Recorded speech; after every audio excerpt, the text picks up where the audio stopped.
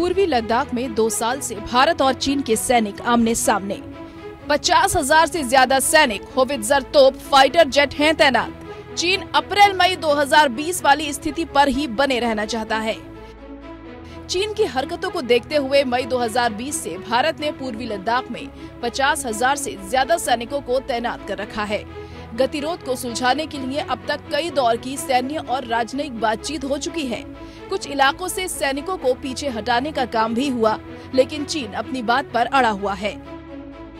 LAC पर भारतीय सीमा की तरफ चुशूल मोल्दो में मीटिंग में वास्तविक नियंत्रण रेखा पर गतिरोध के कई मसलों को हल करने की कोशिश की गई।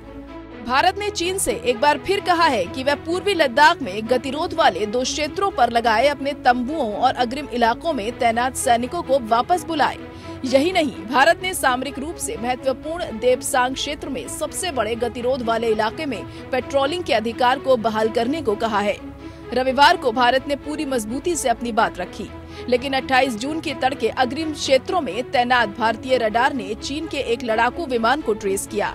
चीन का फाइटर जेट देखते ही इंडियन एयरफोर्स एक्टिव हो गई है और एयरबेस से लड़ाकू विमान चीन के जेट को खदेड़ने के लिए उड़ान भरने ही वाले थे, तभी चीन का ये फाइटर प्लेन वापस लौट गया। चीन कहना चाहता है भारत को कि देखिए, आप अपनी सीमाओं के, अपने फ्रंटियर्स के ऊपर जो है, जो आपके मित्र देश है या मित्र कम्युनिटी के लोग हैं, उनको भी आप बचा नहीं सकते हैं। तो ये एक मैसेज देने का उसका तरीका है।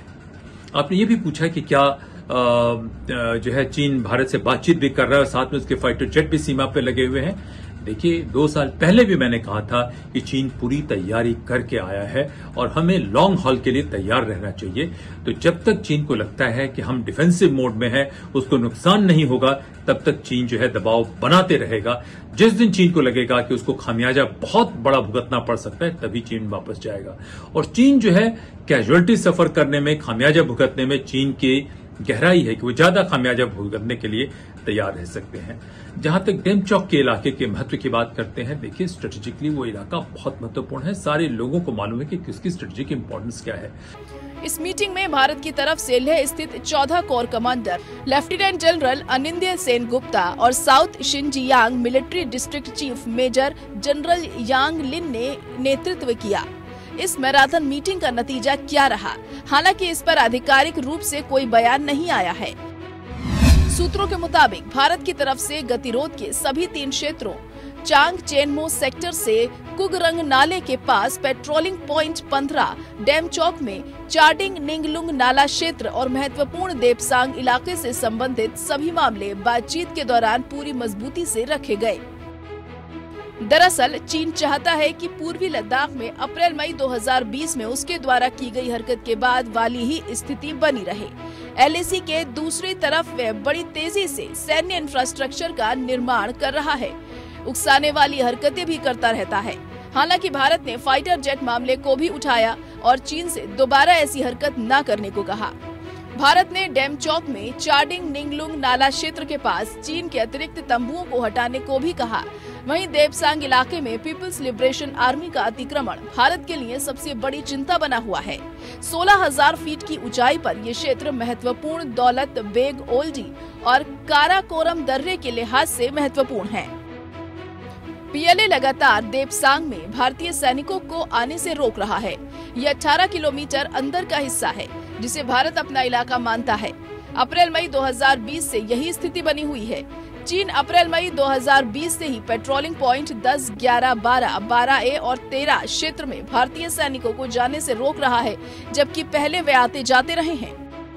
मगर आने वाले समय में हम अभी जो तेजस मार्क 1 ले रहे हैं, 83 एयरक्राफ्ट भारत में खुद बन रहे हैं, जो HAL बना रहा है। इसी प्रकार तेजस मार्क 2 भी लिए जाएंगे और इसके साथ साथ अभी जो मीडियम कॉम्बैट एयरक्राफ्ट है उसकी भी बातचीत चल रही है 114 के एयरक्राफ्ट लेने की। तो सच्चाई है कि भारत तैयार है, इसमें कोई शक नहीं।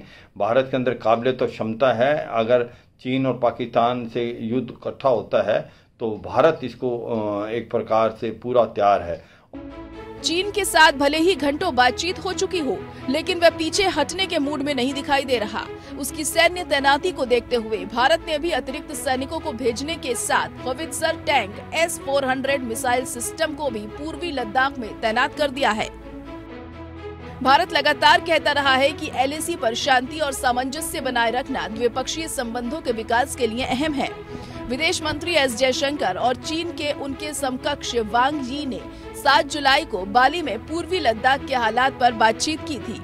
G20 देशों के विदेश मंत्रियों की बैठक में इतर 1 घंटे चली मुलाकात में जयशंकर ने वांग को पूर्वी लद्दाख में सभी लंबित मुद्दों को जल्द से जल्द हल करने की जरूरत के बारे में बताया। विदेश मंत्रालय ने बैठक के बाद कहा था, विदेश मंत्री ने गतिरोध वाले कुछ क्षेत्रों में सैनिकों के पीछे हटने की बात करते हुए इस बात पर जोर दिया कि शेष सभी इलाकों से पूरी तरह से पीछे हटने के लिए इस गति को बनाए रखने की जरूरत है, ताकि सीमावर्ती क्षेत्रों में शांति बहाल की जा सके। Bureau report.